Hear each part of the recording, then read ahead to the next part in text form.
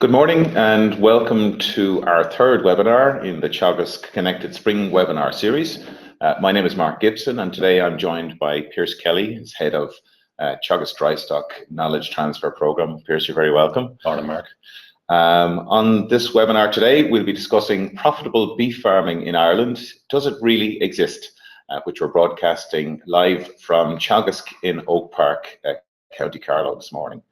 Okay, thanks, Mark. The question that we were posing for this seminar is profitable beef farming in Ireland. Does it really exist? Just to answer some of that question, really, with some facts and figures, with some data from our National Farm Survey, with some data from our own Teagasc Profit Monitor system. We also have a lot of information coming from our demonstration farm programs that we've been running for the last number of years. In conjunction with industry partners. So we'll be going through some of the information that's coming really from those. So a good place to start really is when we look at the National Farm Survey data. So if we look at the National Farm Survey data and we look at the last set of data that came out from them in 2017, and we look at the single suckling group of farmers, we see that the net margin per hectare there is very typical of what a lot of people recognise from the beef industry, is that it's really, on average, when we look across the whole country, more or less break even. And these are figures are before any basic payment or direct payments of any type, or gloss payments or suckler cow premium payments in terms of BDGP are included. These are excluding all payments. But I suppose it's a little bit depressing when you look at the national figures there, and this is not something that really has changed an awful lot over the years. You know, the figures that we have on screen there at the moment are 2016 and 2017 for single suckling. Again, if you move on and we look at then the next group, which National Farm Survey quite often pulls out as a separate category, is cattle finishing. These are people who don't really have suckler cows. They're out buying weanlings, buying calves, buying stores, and either selling them on as stores or finishing them. And again, if you look at the figures, they're more or less break even there when you look at the what's coming from beef farming alone. So that they're the national figures, and that's something that Teagasc does in terms of comparing figures. Every country in the EU has to look at its national agricultural figures, and the National Farm Survey does that across a wide variety. There'll be over 1,000 farmers in the National Farm Survey, and there'll be a couple of hundred farmers in each of these categories.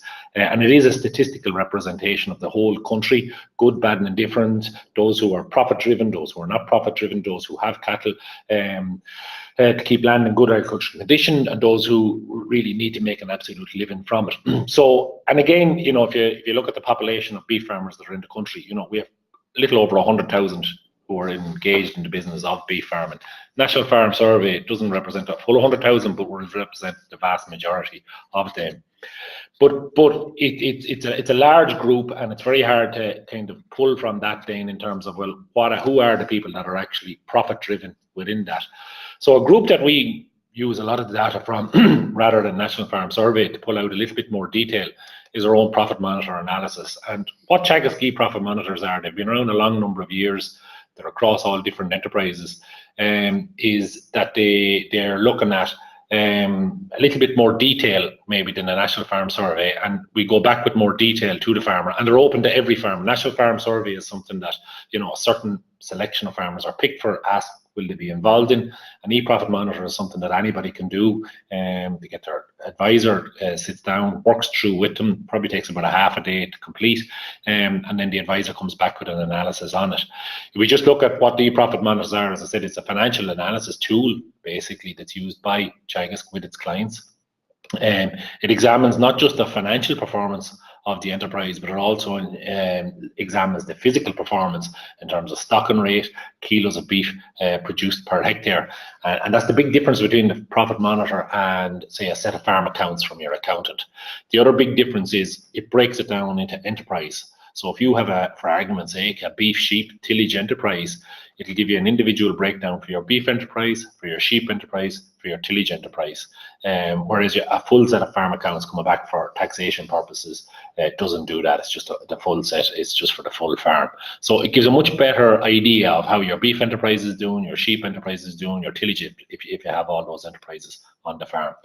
It's all not. We have a lot of farmers who are in knowledge transfer groups, KT groups, and they're all expected to complete a profit monitor annually. It's part of being in the KT scheme. So because of that, we now get significantly more profit monitors maybe coming through the system than we would have got in years gone by. If you were to say, well, how do you compare people who are doing profit monitors to that National Farm Survey? On the beef side of the house, typically those who are doing a profit monitor, an e-profit monitor, they're in general, on average, in the top 25% of those who are in the National Farm Survey.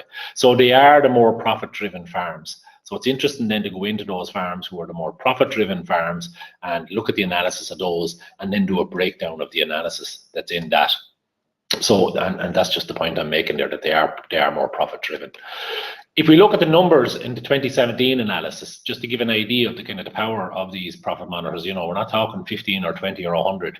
We're talking in 2017 when we did an analysis, and we do an analysis early in the year, so we don't get everyone's profit monitor in this analysis, and then we do a little bit of a cleanup on the data. So in the last analysis that we would have done, which would have been 2017, advisors are currently doing 2018 profit monitors, so it'll be another couple of weeks before we have an analysis of the 2018 profit monitor analysis. But if you look at the last set, 2017, there was 2,159 did a profit monitor in that analysis, and that's up available on our website. Look at the full analysis of that as it is every year. And then if we look at within that group of beef farmers who did a profit monitor, what systems were they involved in? Well, almost half them were selling weanlings, or more or less selling weanlings. So we categorized them into those who were selling weanlings, those who were bringing them all the way through to beef, or those who don't really have a huge amount of suckler cows, or maybe none at all, who are out buying stock to bring through for further feeding, maybe through to stores or through to finish. So, as I said, a little over 1,000 were selling as weanlings, 620 were bringing the progeny all the way through to beef, and a little over 500 didn't have suckler cows, but were in calf to beef systems, store to beef, store to store. So as I said, good big sample, little over 2,000 in the total thing. So it's interesting then to look at the data that's coming from these profit monitors to say, well, okay, what's driving profitabilities within these profit monitors? And there's some very interesting data when we pull it out. So the first graph I've here is where, as I said earlier on, we don't just look at the financial performance on a profit monitor. We also look at the kilos of live weight that are being produced on the farm. So that's the big difference between a profit monitor and a set of farm accounts. We're also looking at kilos of live weight. And what I've done in this graph is I've taken that 2,100 odd profit monitors and I've plotted the total kilos of beef live weight that they've produced per hectare against their gross margin produced per hectare. So gross margin is one measure of profitability. It's not your net margin. You still have fixed costs that have to come off that to get you back to a net margin. But there's a very, very strong relationship between gross margin and net margin in terms of, you know, high gross margin farms, you know, if you're looking to achieve €1,000 gross margin, fixed costs typically are in around 500 to 600. That'll be leaving you with a net margin of €400 to 500. So if we could plot live weight against gross margin per hectare, what's the relationship? And the black line that's there is is a computer generated black line to show a correlation. And what we see is that the trend is very much as you go from a low live weight per hectare to a high live weight per hectare, your gross margin goes from a low gross margin per hectare to a higher gross margin per hectare. So, and the R squared that's on that is 0.57. So that's quite a strong relationship that we're seeing there on that one from a statistical point of view. A lot of people talk about, you know, targeting €1,000 gross margin per hectare, because if you have €1,000 gross margin and in around the typical fixed costs, that's leaving you with 400 to 500 of a net margin.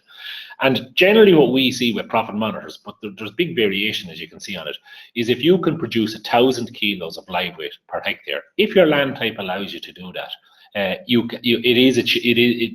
more or less are looking at, on average, we're seeing with farms that are doing that are hitting in around the €1,000 gross margin. Whereas if you were down around €500 kilos of live weight per hectare, you're more typically going to be heading for a gross margin of about €500 per hectare. So the point I'm making on this graph is that there's a really strong relationship between the amount of beef produced per hectare and the margin made per hectare.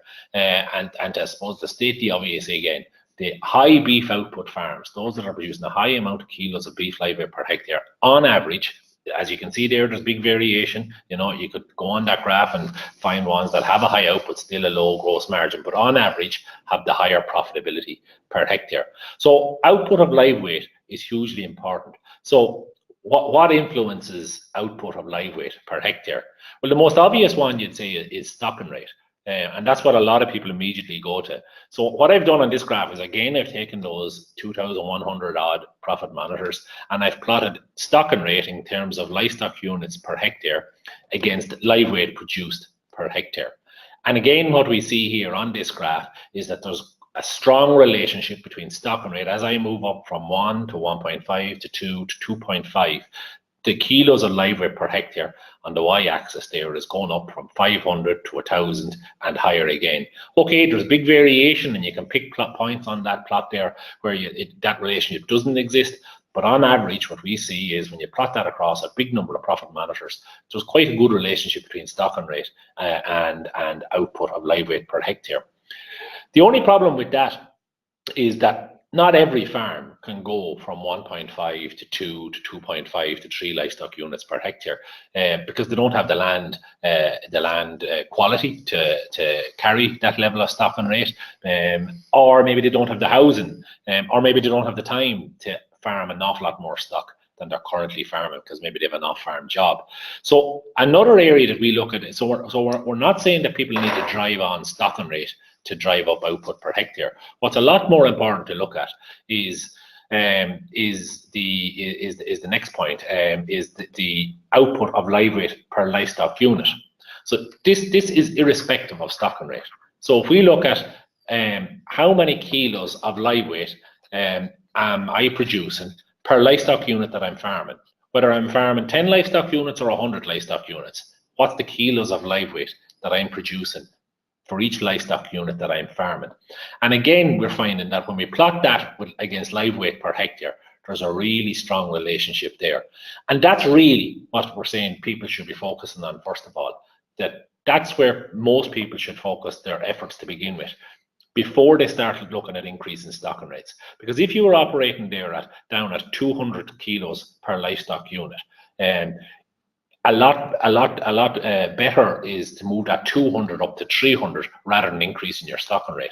Operating at a low stocking rate and a low output per livestock unit, two lows is going to give you 2 lows multiplied by each other is a very low figure. So the first thing you need to do is at least get up to somewhere around 300 kilos per livestock unit. Different systems then will have different abilities to move up from that 300 to 400 to 500. Calf to beef systems would be looking at up in excess of 500. Suckling to weanling systems will be looking at somewhere between 300 and 350 kilos per livestock unit. Bull beef systems in suckling would have the ability, suckling to beef, where it's a bull beef system, would have the ability to be north of 400 kilos per livestock unit. So that's really what we're saying beef farmers should focus on, first of all, ever before they look at increase in stocking rate, is increasing the amount of kilos of beef they produce per livestock unit. So what influences that? Well, literally everything that we talk about with farmers to improve efficiency improves that in terms of kilos of beef. So high numbers of calves per cow per year. If you're operating at 0.8 of a calf per cow per year, that's not going to help you versus 0.9, a neighbour is at 0.95. So the higher the number of calves per cow per year you have, the higher your kilos of output per livestock unit. Keeping mortality low is going to help.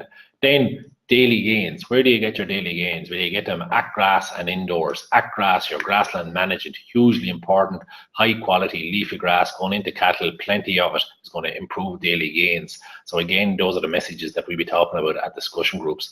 Indoors on silage, how good a quality is the silage? Making really good quality silage for those cattle that need to put on weight over the winter, so that you're not putting on that weight from extra meals. And then growth rates. in your stock due to the genetics within suckling. What's the genetics of the cow? What's the genetics of the bull that the calf is bred from? Are they being bred for growth? And you need that. So again, all those will push up growth rates and output per livestock unit. And then health status. You can have all those things that we talked about above, but if you don't have healthy stock, if you need to have low levels of parasites, little or no respiratory disease, good mineral status, all those things that affect health status, they're important to keep output high. So they're a selection. There's other things we could talk about, but you could have a presentation on every single one of those points there in themselves. And they're the types of things that are the bread and butter that advisors talk with groups, discuss with groups on a daily basis, discuss with clients on a daily basis to improve their overall efficiency on the farm. And the other thing is that the higher the level of output per livestock unit, the more efficient the farm is, not just from a financial point of view, but also from a carbon footprint point of view. Where would you get this figure? Well, what I've put up there is one report, probably the main report that goes back from an advisor to a client once they've done a profit monitor. It's our cattle detailed report. And that section at the top there, that there gives you the level of output of kilos of beef produced per hectare and per livestock unit. So I've took a farm here that's operating at little over 2 livestock units, 2.09 per hectare. But they have 300, it's a suckling system. From memory, this farm is selling weanlings.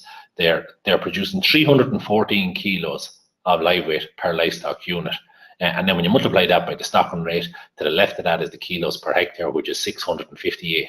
So every beef farmer that does a profit monitor and gets their detailed cattle analysis sheet back has these figures on them. The output per livestock unit and their output per hectare in terms of kilos of beef. And then for the farm, this farm is producing 16,113 kilos of live weight in the year. So if a farm is looking to improve and is looking to push up that output per hectare, that farm there might have a target to push that 314 in the coming year up to 350 or 360. If their stocking rate stays the same, that in itself will push up their overall output over 700 kilos, and it'll push up that 16,000 kilos then as well. If they are able to do both, that's great too. That's one place that you can get this figure of output per livestock unit or per hectare. The other place where you can get it for the last couple of years is from ICBF. So anyone who is in the Herd Plus with ICBF can get this report printed off on an annual basis for them. It's called our beef output report, and it automatically calculates your beef output per livestock unit, and if you enter the amount of hectares that you have on your farm, it gives it to you per hectare. And this is actually the same report for the same farm on the previous screen, and they're never going to be 100% exactly the same, but as you can see for this farm, it's saying that ICBF estimated that the beef output per livestock unit was 304, or the national average is 294, and the 658 per hectare when this person entered in their 24 hectares of land on the system. So you can get that figure of output per livestock unit from two places, one from your profit monitor report or from your Herd Plus beef output report. Okay, so that's really a point, Rich, maybe that to say it in summary, what we're saying that output per livestock unit is hugely important, and then that leads on then to output per hectare, Mark. Okay, thanks, Pierce. So we're just going to take a short look at a poll here. So we've a question that we'd like to put to you. So in your view, which system of suckler beef production is the most profitable? So we're just going to, so you should see that poll appearing on your screen. So we're going to leave that open for a few seconds. So if you could put in your answer there. So in your view, which system of suckler beef production is the most profitable? So we're seeing good response there. Thanks for your voting here. So we can see a very strong preference there for number 2. So we'll just leave it for another moment or two. And just to remind you at this point, please do send in your questions now that I can pose to Pierce when the presentation is finished, and we can try and get through as many questions as possible during the webinar. We will be finishing up before 12 o'clock. Okay, so a very strong preference there for option number 2, selling under 16-month-old finished beef finished bulls. So what we might do some analysis on that at the end of the discussion. So Pierce, I'm going to hand back to you, and maybe we'll move on to the next part of your presentation. Okay, thanks, Mark. Okay, so this is a small piece of work that we did for our Beef Open Day in Grange last year in Beef 2018. Richard Lynch is our systems modeler up in Grange, and Richard ran this piece of data through the farm systems model that Grange has been using for a long number of years. And really what it was looking at is that if we compare the national average, what we know are the national average figures for a number of different key performance indicators or KPIs, and we said, well, what are the national average figures for these? What we feel are the 5 most important KPIs for a suckler farmer to be achieving, and we see where they are currently at a national level, and what will be the impact of improving each of those KPIs to a level that would be the target for a high performance farm. So the first one we feel is probably one of the most important ones is calves weaned per cow per year. Nationally, we're operating at 0.85, whereas on a high performance farm, you know, the target really should be there 0.95 or higher on that farm. And you know, we don't have the time this morning to go through all the different things that have the impact on calves weaned per cow per year, which is a huge number of things that have that impact. But by going from 0.85 to 0.95, the difference in net margin, not gross margin, the difference in net margin or net profit per cow is almost €90 per cow for that key KPI alone. The other big one then that we see is that nationally we're calving down our replacement heifers in the suckler herd at on average 32 months, whereas if that can be brought back to where the target is for high performance farms of 24 months, that again is worth €50 per cow, not per heifer calf, per cow across the whole herd on it. The other area then we're seeing is that, you know, a lot of suckler herds have quite a spread out calving pattern, take a long number of months, 5, 6, 7 months for most of the cows to calve. This is a new measure that ICBF have started putting on their suckler reports in the last year or two, which is the 6-week calving rate. It's a very interesting figure. Nationally, we're at 55% meeting a 6-week. That, in other words, that 55% of the cows would have calved in the first 6 weeks of the calving season. The target there, we're saying, is 80%. That's worth €28 per cow. If you then look at daily gains to weaning, we're limited enough data on this, but again, what we know from our best guesstimate or estimate nationally, we're operating in around 1.05 across bulls and heifers, whereas the target should really be, while they're on the cow, 1.25 kilos per day. That's worth €86 per cow. And then concentrates fed per cow, you know, spring calving, this is a spring calving system we're talking about here. Spring calving suckler cows really should have very little need for meal to be involved in the system. And when I'm talking about this efficiency on suckler farms, I'm really only talking about this system was just looking at up until the weaning stage. When the calf is weaned off the cow and moves off into a finishing, there's other KPIs that are important then. This is just purely while the calf is on the cow. While the cow is pregnant and while the calf is on the cow, 450 kilos nationally is where and that comes from National Farm Survey. That is typically what's being fed on suckler farms, where it should be closer to 200 kilos or less.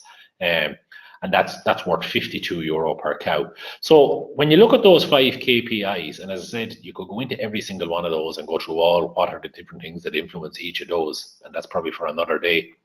There's significant gains to be made per cow in each of those, to the point that if you actually had a farm that was operating at the national average for all 5 of those KPIs versus a farm that was a high performance farm operating at all of the targets, it'd be worth €303 net margin per cow.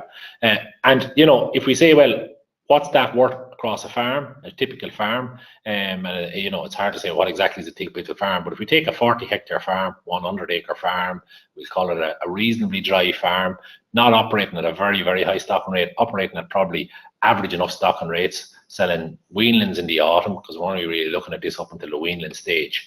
If we were operating at 1.5 cows per hectare, which is, if you think of organic nitrogen per hectare from a nitrates point of view, is in around 140 kilos. It's a long way off the limit of 170 before you start talking about derogation. So it's typically an average stocking rate for probably people in profit monitors, or maybe slightly less even than the average. So 1.5 cows per hectare, that's 60 cows, and at €303 per cow, that's a substantial increase that's there to be gained by people, little over €18,000. So, okay, not every farm is going to be operating at the lower level of the KPIs, and it'd be difficult enough for a farm to hit all 5 of the KPIs, but not unachievable. And we're seeing that on farms throughout the country, farms that are hitting all 5 of those KPIs. So just to move on then and look at, well, what is actual data coming from some of these profit monitors? Earlier on, I showed some graphs where we looked at the relationship that was there between live weight produced per hectare and profitability. And what I've put up here is, first of all, is the 620 farms who were bringing all the beef all the way through to beef. Okay, so they could be selling heifers, steers, bulls, different age categories, and that. And what we see from this is that if we look at the top third is always a very interesting group within this. So it's a third of 600, so it's a little over 200 farms here. They were operating at 2.3 livestock units per hectare. They're producing 855 kilos per hectare. So, heading for that 1,000 kilos of live weight per hectare. Their net profit, excluding premium, so you still have to include the premium, was very close to €500, 493, and then their total premium was 489.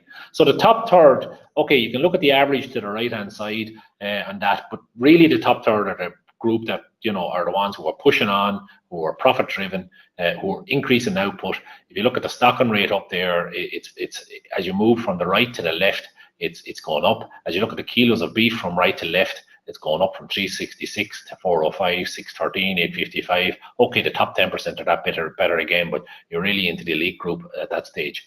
But the profitability from those top third, when you include premium, is getting very close to €1,000 net profit per hectare, and that's suckling to beef on 620 farms. There's a similar story on the suckling to weanling farms. There's 1,000 farms involved in this. But what we found over the years is that the suckling to weanling system kind of hits a ceiling that bit quicker in terms of profitability. So it's not going to be as profitable as a suckling to beef system.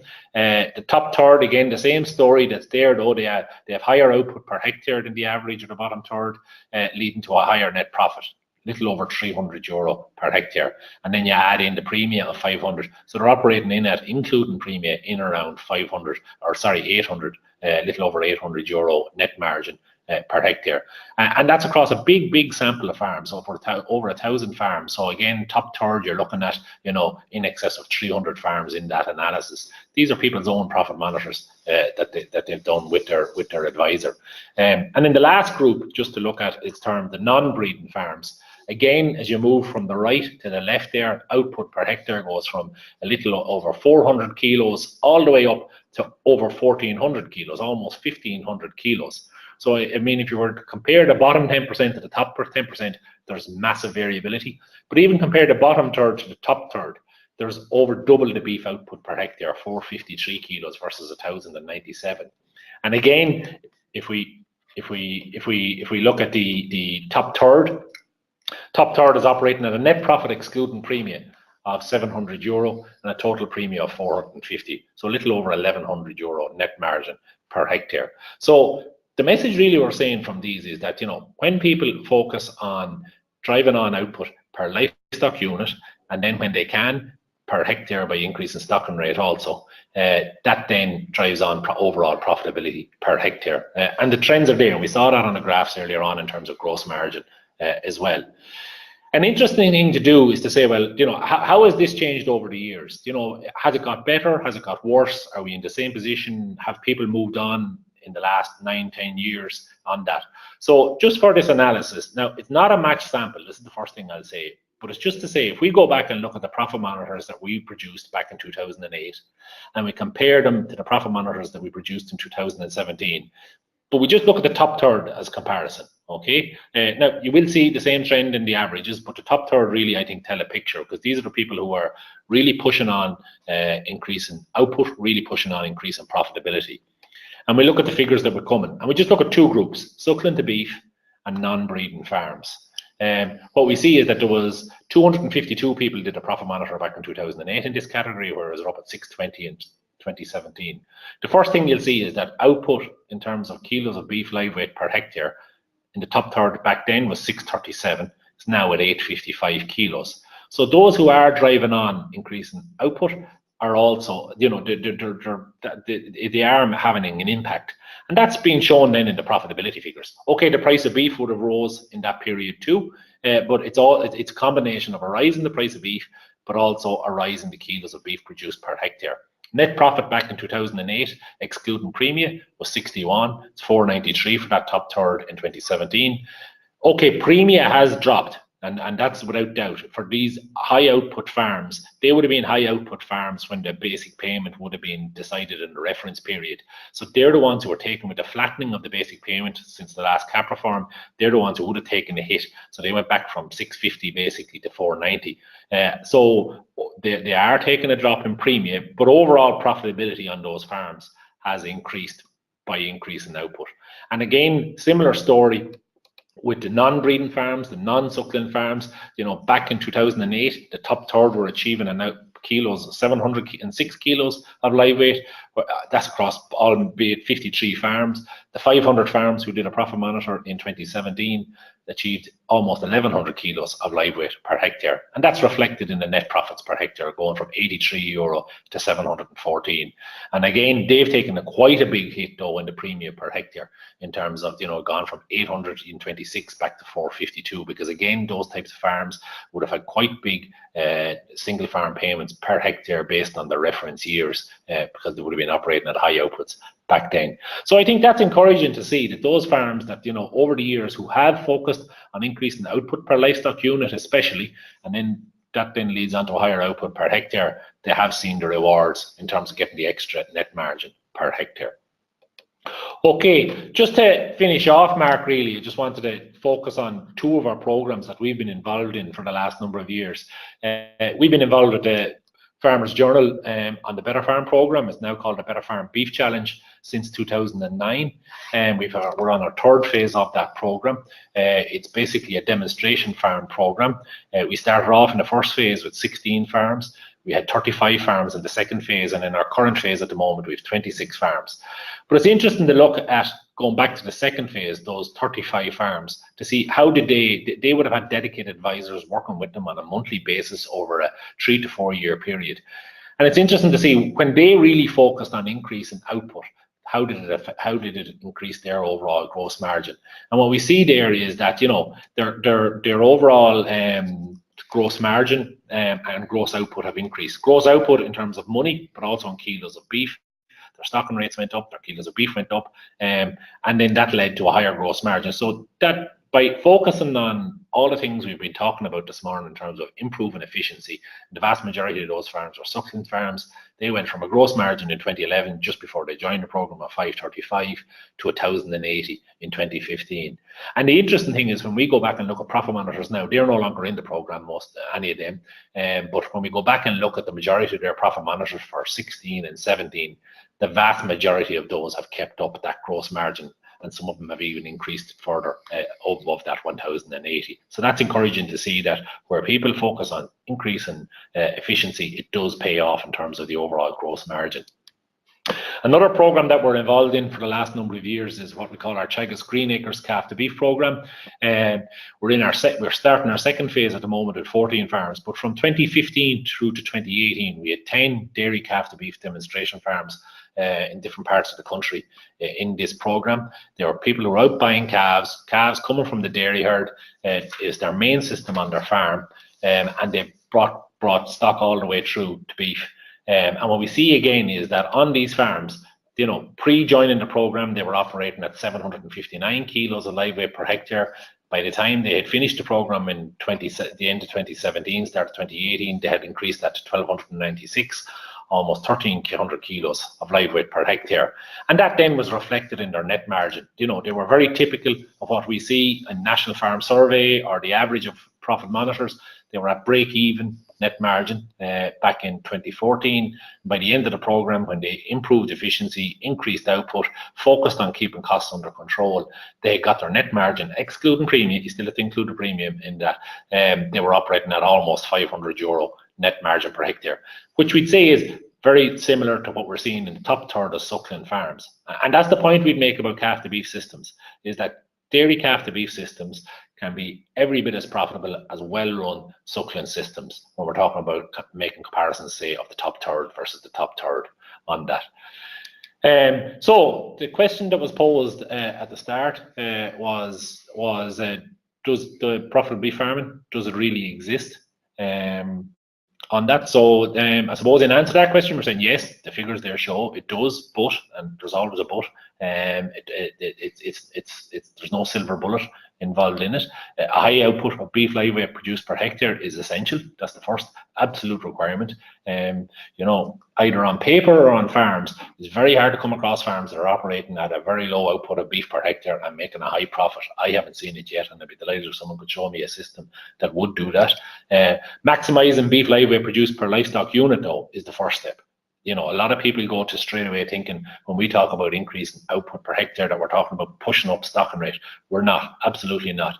The first protocol has to be increasing output per livestock unit, whether, as I said earlier on, whether you're operating on 10 livestock units on your farm or 100 livestock units, each one of those livestock units needs to be efficient. And we saw where that you can see that on your Profit Management Herd Plus report. And what influences that output per livestock unit? Improved grassland management, breeding, health, they all increase it. And when you've done that, only then do you start talking about optimizing your stocking rate. And really, the optimum stocking rate for one farm versus another farm, you know, there's no answer there, one answer that suits everyone. It really does depend on the three big things that we'd see that it depends on is land type is the first thing. You know, how soon can you get out and graze land? If you get wet weather, how grazable is that land, or do you have to rehouse stock? If it's kind of wet land or land that's not as easily managed, you're not going to be able to operate at very high stocking rates. Housing on the farm, you know, suckler housing, cattle housing is not cheap to put up. You know, how much investment do you want to put into housing?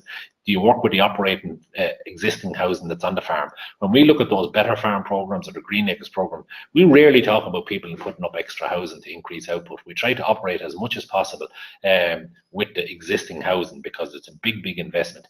And then, you know, a fact of life is a lot of beef farmers are working off farm too, because their farm size doesn't allow them, or the income coming from beef farming alone doesn't allow them to get a full-time income from beef farming. So a lot of people do have other workload commitments outside farming. So, you know, how much extra stock can you carry on the farm will also depend on how much extra time you can give to that stock. So you have to just work kind of more efficiently and more smarter, but at the same time, a point comes at which there is too many suckler cows or too much cattle to handle versus the amount of other workload commitments you have off the farm and family and work-life balance. And what we find, the last point I'd make is that what we find is that, you know, when we're working with farmers in those programs, that you need a 3-year farm plan. People need to be focused. We all need that in life. You know, what are my goals for the next 2-3 years? And how do I work towards meeting those goals? And if I'm operating at less than 300 kilos of beef per livestock unit, how do I get that up to 300 first of all, then 350, then maybe 400 or further? Similarly with other items on the farm, how do I increase or improve those efficiencies? And you won't improve them all in a year. You won't improve soil fertility in a year. You won't improve grassland management in 1 year, but you can definitely do an awful lot in 3 years. And there's really low-lying fruit, we find hanging fruit on a lot of farms, that if they, you know, make small improvements, they can go from that typical €500 gross margin, which is really break even if you take €500 fixed costs off it. They very quickly, by achieving small levels of efficiencies, can get up to 700, 800, €900 gross margin, which then does leave you with a positive net margin. So the last slide I just say, Mark, just to finish up, is, you know, what support do Teagasc have for beef farmers out there in terms of all these different areas, and, you know, what are we doing? I suppose the first thing I'd say is we're involved with a huge amount of knowledge transfer discussion groups now as part of the Department of Agriculture funded program. You know, we have over 300 discussion groups. We have 5,000 beef farmers as members of those discussion groups. We will be part of the Beef Technology Adoption Program, which is also a Department of Agriculture funded program previous to the knowledge transfer. We'll be looking for future programs. So we working with those 5,000 farmers. That's a really good way of getting these messages, getting out, discussing these with farmers, exchanging ideas on that, and that's on a monthly basis in a lot of situations. We have over 100 business and technology beef advisors who have a big client list, who advise farmers on a one-to-one basis, who are always available there to them over the phone, who do farm visits with them, who do those farm plans that we talk about, who can do profit monitors with them, talk through, trash out the analysis, look for what are the key areas. As I said earlier on, we're involved with the Irish Farmers Journal and industry in terms of the Better Beef Farm Challenge. We demonstrate best practice on suckler farms. We have the Teagasc Green Acres program. We're starting up a new program now. We've 14 farms involved in that throughout the country. Again, that's given us a lot of information on the Green Acres program. We're involved in the Newford Suckler demonstration farm over in Athenry for the last number of years. And we also have our own research demonstration farms. We have the Dairy Patrick herd running for the last 10 or 11 years in Grange. And we have a new dairy calf to beef demo herd also started in Teagasc Grange. And then the last point I'd make is that, you know, we do have a world recognized beef research program that's operating for the most part up in Teagasc and Grange, but also in Teagasc and Johnstown Castle. We'd have a large number of A1 publications coming out of that research on an annual basis. And again, you know, that's hugely important in terms of feeding back this information into knowledge transfer. So I'll leave it there, Mark, on that. Great, Piers. Thanks very much for that excellent presentation. Piers, you went through a few very interesting slides there. I'm going to go back to your second last slides there, where you talk about a high output beef live weight produced per hectare is essential. How does that marry with the environmental restrictions that we see coming down the tracks, be it water quality, climate change, and of course biodiversity are the three big ones that seem to be an issue for agriculture in general? Yes, oh, absolutely, yeah. They actually marry quite well, because if you look at the carbon navigator and that we produce with farmers, and that all the things that I talked about earlier in terms of, say, calves per cow per year, improved grassland management, improved health, improved growth, they all not only improve the efficiency level of the farm from an economical point of view, but also from an environmental point of view. So take, for example, a suckler cow that's only producing a calf every second year. She's not very efficient. She's not very efficient economically, but probably more important, as you said yourself, coming out of the road, from an environmental point of view, she's not a very efficient animal if she's only giving you a calf every second year. So the more calves she has, in other words, if she has a calf per cow per year, she's a lot more efficient. The beef that's being produced per kilo of beef is a lot more efficient. Similarly, if you look at growth rates, if growth rates are poor in cattle for whatever reason, either due to poor grassland management, poor quality silage, or poor genetics, you know, the carbon footprint for each kilo of beef produced is a lot more costly. So really, they really marry in quite well in terms of the more efficient you can be from a farmer point of view, slaughtering at earlier ages. You know, having an animal slaughtered at 36 months of age versus 24 months of age, it's around a lot longer, not necessarily producing an awful lot more extra beef, a lot more carbon being emitted from those animals. So no, it marries in very well. In terms of water quality and that, yeah, listen, that's something that, you know, we all have to be mindful of. And, you know, if you look at our Grass 10 program, one of the key cornerstones of that is, okay, increase grass output, but do it through improved soil fertility. And we see, you know, only 10 or 11% of our fields on dry stock farms are what we call optimum for the three things, pK and pH. So if they can be all improved, that's a much more efficient use then of the grass that's on those farms, and a more efficient use of the fertilizer then that goes out on them. Okay, we're going to go back to our audience now for another poll. So we're just launching our next poll here. So the question is, in your view, the profitability of Irish beef farm will only increase? The first option there is if meat processors increase the price of beef. there's an increase in the efficiency levels on farm, or the costs of inputs decrease, or the final option, a combination of all three of the above. So we'll just leave that open for a few seconds there, just to collect your responses. And please do send in your questions to us by using the questions tab on the right hand side. If you might need to expand your sidebar there using the little orange tag at the top of the page there. So the response is fairly unanimous. So we're just going to close our poll now. So we have a good amount of responses there. Thanks for your participation in that poll. So we have vast majority are saying a combination of all three of the above. Some saying that meat processors increase the price of beef, that will be the main driver of profitability in Irish beef farms. So we have a question here in relation to contract rearing. How does that compare to the various systems that you presented there? We know that a lot of beef farmers are now being approached by the dairy industry to contract rear. There's a lot of contracts in place around the country. How is that working out for those particular systems? Yeah, it's probably early days to say yet, Mark, but yeah, definitely there is an increase in the interest there coming from dairy farmers to get their heifers contract heifer reared on beef farms. Really, what we say about contract heifer rearing is that if you compare what there's different rates per day and there's different arrangements being agreed with people. But I suppose really when you compare it to beef farming or some of the systems that we talked about there earlier on, it's quite comparable in terms of the top third. So if you look at the potential margins, net margins to be made per hectare, it's similar enough to what you'd see there in the top third of the beef, of either the suckling to beef systems or calf to beef systems.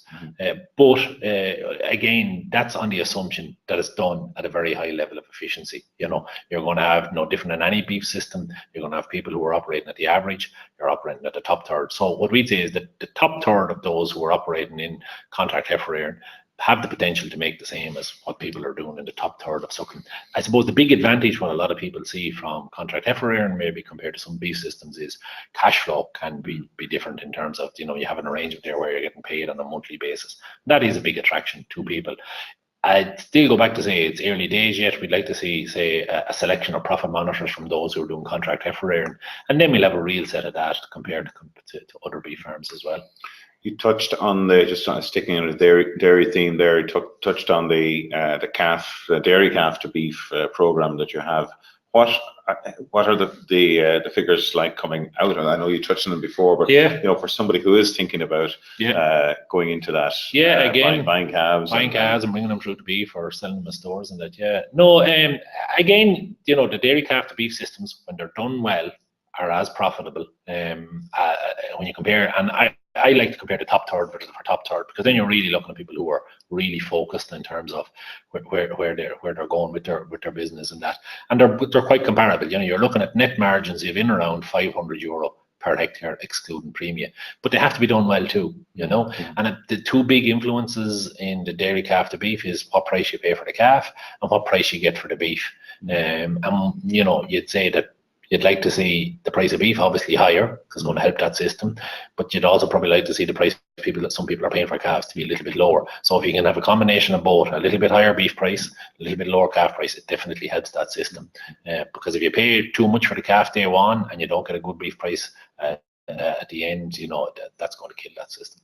We have a question in here. Do you find that the top 1/3 of farmers on the eProfit Monitor participate in the BDGP program? Is there a correlation there? There'll be a very strong correlation. Yeah, again, it's the BDGP program really is a no-brainer for people that are in suckling. If you have suckler cows, it's a good rate of payment for what's involved. Obviously, we'd like to see it higher. Everyone would like to see any of these payments higher, but it's the more efficient, more profit-driven farmers who are focused on the BDGP, who are on getting BDG payment and being involved in it, and who would like to see a BDGP second program down the line too, kind of, you know. Another question here. Have you noticed a difference between the efficiency of part-time farms versus full-time farms, or is there a difference? Yeah, we don't per se do an analysis of it, so we don't ask people who are doing profit monitors, are you part-time, are you full-time, or how many? We have a facility there where we can ask them how many hours a week are they working on it, but a lot of people don't necessarily get into that level of detail when they're doing the profit monitor. But what we do, and again, you know, the part-time farmer who wants to be in the top third really doesn't have as much time maybe as the full-time farmer, so they need to be that more efficient. And anecdotally, what we would see is some people who are working off the farm and working part-time on the farm are probably even a little bit more efficient, especially from their time point of view, is that they have, you know, a couple of hours in the evening and maybe a Saturday and some hours on Sunday to get what they need to done. So they need to be really efficient with their level of time management. And they're coming from a background maybe as well, whereas, you know, from a workload point of view or a work point of view, where they're seeing some of those efficiencies being employed. So they're bringing those skills with them into farming. So, you know, they've good handling facilities, good roadways, good paddocks, things like that. They can move stock easily, that, you know, that the time efficient, good housing, probably have a little bit more money to invest in housing as well, because they're not as dependent from farming. But then that helps then in terms of the overall profitability then of the farm. Okay. We have a question here. It says, is 6 cents per kg a big enough differential for quality cattle from O plus to or minus to or plus to U minus, etc.? This is a probably, I mean, we're venturing into the pricing. A bit more detail, yeah. Okay, so what was agreed when the QPS grid was brought out a number of years ago was there was work done within Teagasc to look at the different levels of meat yield that was between that O minus and the R minus and the R plus and the O minus, U minus. And Michael Drennan, who was working with Teagasc at the time, would have overseen that research, and he was able to use that information then to show the different levels of meat yield. And it was on the basis of that there was an agreement between industry, so between the farm organizations and the meat processors, that they came to an agreement that there would be a base price, and then up and down from that, there's 6 cents per kilo was to be the differential. Is it enough? Listen, that's something that if you want, there's winners and losers on that scale. You know, if you make that 6 cent higher, that penalizes the people even more as you go below the base price, and it benefits those who go above. There is talk at industry level that the QPS may need to be revisited, and that's really a piece of work that you won't answer on a webinar. That's a piece of work that you'd have to go back and re-look at the data again, re-look at where the base price is at the moment, look at the meat yield, look at the prices that factories are getting for different cuts, put all that into a research, and it's only then that you could decide whether it should be more or less than 6 cents per kilo based on today's information. You talked about the kilograms of live weight gain per livestock unit, but is there, you know, what is the optimal? And you were saying the stocking rate isn't as important. It's livestock unit, or sorry, live weight gain per livestock unit. But is there an optimal number of animals or sized farm that we would say that there is a reasonable a sweet point? Sweet point here. Yeah, it really depends, Mark, on like if you have a reasonably dry farm that you can graze for a significant proportion of the year, say from at least early March on most years through to the end of October, early November, you know, typically where we're looking at those types of farms are operating in around 2.5 livestock units per hectare, you know, and that's it, you know, and that type of land, if it's reasonably fertile, you know, should be able to grow enough grass, you know, like a lot of farms now are growing 6 to 7 tons of utilizable grass per hectare, dry matter, whereas the potential on those farms is to grow a lot more than that, maybe 10, 11, 12 tons of utilizable. So they can operate at higher stocking rates. And do they really have to decide then, do they want to do that? Do they have the time? Do they have the housing? Do they have the money to invest to get to that? Because some farms have to invest quite a bit in improving soil fertility to get up their P and K and improve their pH levels and that, and maybe put in a little bit of infrastructure. But there's a really good return for that where they do. We couldn't have a webinar this week without mentioning the B word, Brexit. We heard from Kevin Hanrahan last week about the likely impacts based on the various scenarios in Brexit. What's your advice to beef farmers at the moment, given the uncertainty that's there? And we know that this uncertainty has already had an impact on the industry. What would be your advice to the farming industry at the moment? Yeah, it's a big worry. I mean, there's no good Brexit. That's the problem. There's no one of these. The only good one would be a no Brexit, and time will tell whether that comes about. But again, like a lot of times when we talk about, and it's beef prices, the big thing that is going to affect, and maybe to a certain extent inputs as well, if there was other scenarios worked out. But again, the advice that we give to farmers time in, time out again is, you work on what's within your control, within the farm gate, improve your efficiencies, and stand back and look at your overall farm business, because those are the things that you have control of. We don't have control of what's going to happen in Westminster or in Brussels. Somewhat following on that theme, we have a question here. It says, do you see potential in a specific suckler beef brand for foreign markets? Yeah, definitely. Anything that can help, why not? This is this idea of a PGI status, and that, and if that can help, why not?